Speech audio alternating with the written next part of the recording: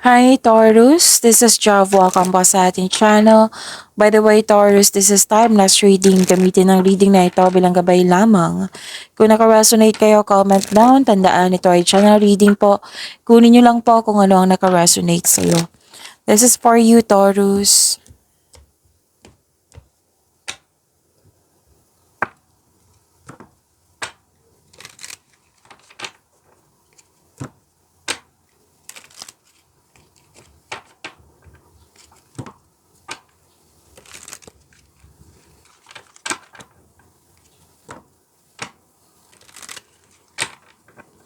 Para po ito sa iyo Taurus.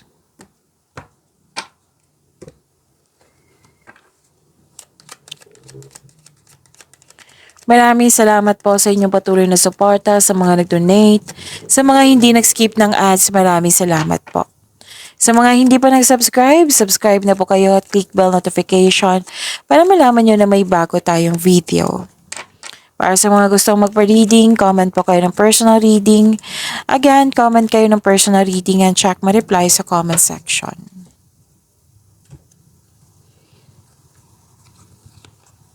Oh, this is good.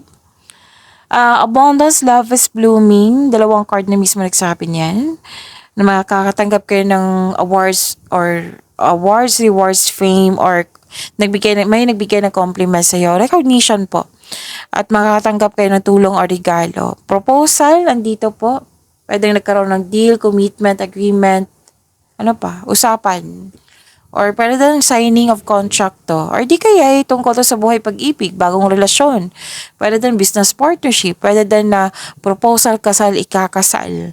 At may nag-uusap dito sa marriage contract.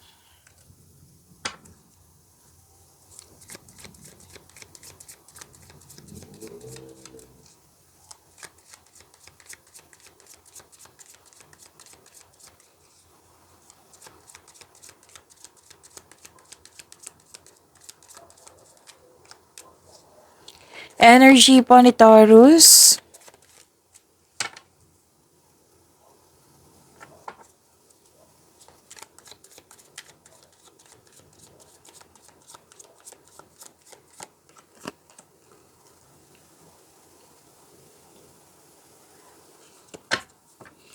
Kung may napansin kayo na repeating message, yan po yung pinupush ng cards niyo po. Like for example, nanood kayo sa inyong video reading sa monthly Kabay Tarot reading, first half of the month of September, weekly Kabay Tarot reading, at dito din. At may napansin kayo na repeating message. Yan po yung pinupush ng cards nyo na kailangan nyo bigyan ng atensyon, solusyon at aksyon kung maaari po. So, na yung energy ni Taurus.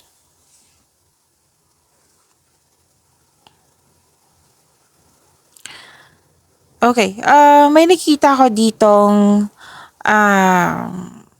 gumagawa ka ng desisyon. May malaking influence sa isang single parent. Okay? Tapos sabi dito, manindigan para sa iyong mga paniniwala, focus kayo sa logical at katwiran kaysa sa umasa sa inyong emotion. Makinig din kayo sa inyong intuition. Okay, humihingi ka ng dito.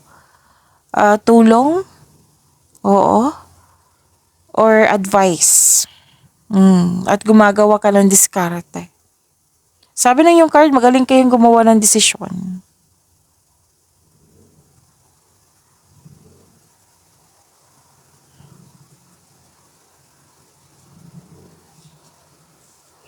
Okay, nakatanggap kayo ng malaking blessings at naging generous kayo. You have abundant in life.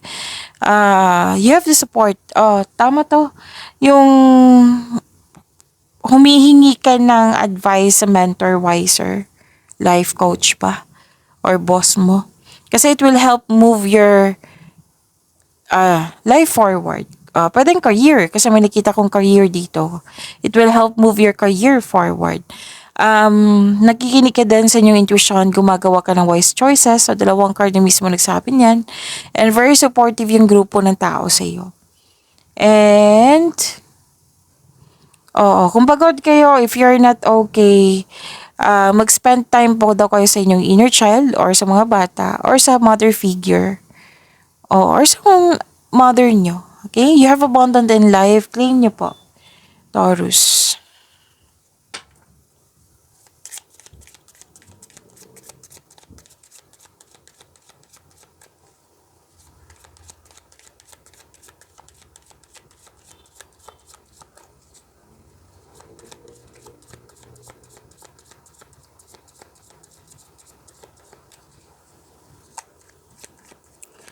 Career and money. Career and money ni Taurus.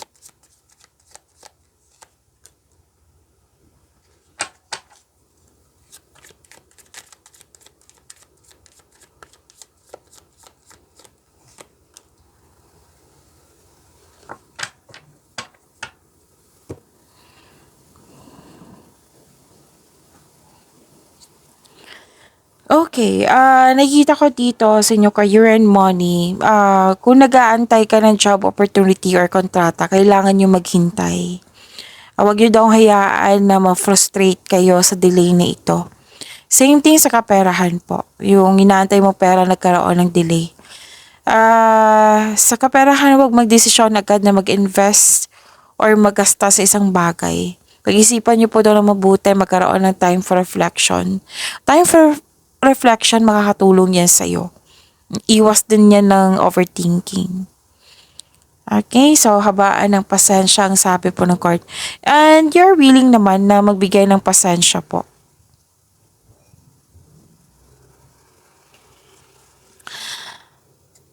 Okay, may job offer, opportunity, excited ka, kaya ka naiinip dito.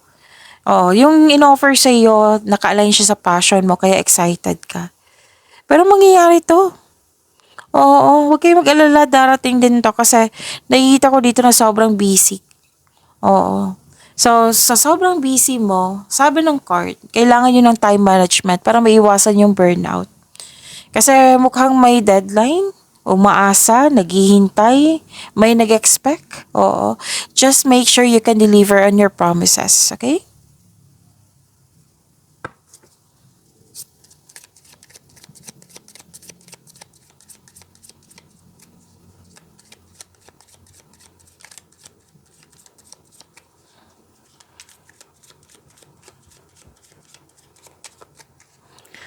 Love life, self-love, partnership, and romance ni Taurus.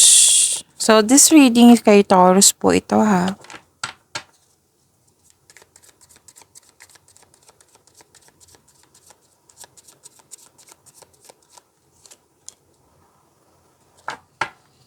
Wow, lahat ng signs sa reading ko ha, malakas talagang intuition. May malalaman kayong mga sekreto. Kung may manloloko, malalaman mo yan. Nanloko sa'yo, malalaman mo yan. Kasi nga malakas ang inyong intuition.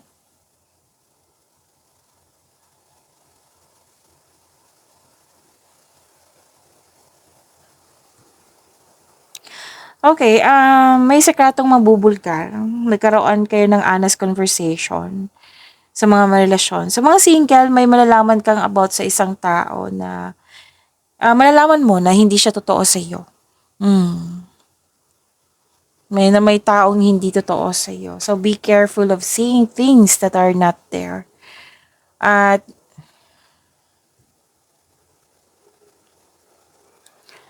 nang dahil nito, you're feeling trapped. Parang nakakulong ka sa iyong isipan, sa iyong emotion. So sabi ng card dito na kayo po ang makakawala dyan. Basta may willingness po. Okay?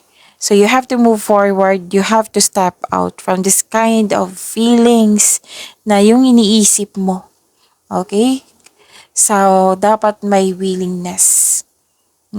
Bigyan ng laya, bigyan ng freedom para magkaroon ng recovery. Para kasing nakatali sa isang bagay, sa isang sitwasyon, sa isang tao at nahihirapan ka. Pero din naapektuhan ka talaga sa sekreto na ito. So, sana'y ma-overcome niyo yan, Taurus. Pwede din nahihirapan ka sa pagtanggap sa nalaman mo. Okay? Pwede din sa mga single dyan na gusto mong, what I meant is ayaw nyo mong magkaroon ng relasyon pa kasi may yung natuto ka sa past mo. Like, you're feeling stuck. So, this card asks you to allow yourself to experience love again. Pag-imanin niyo po yung blessings na binigay sa inyo. Taurus, see you tomorrow. Maraming salamat po.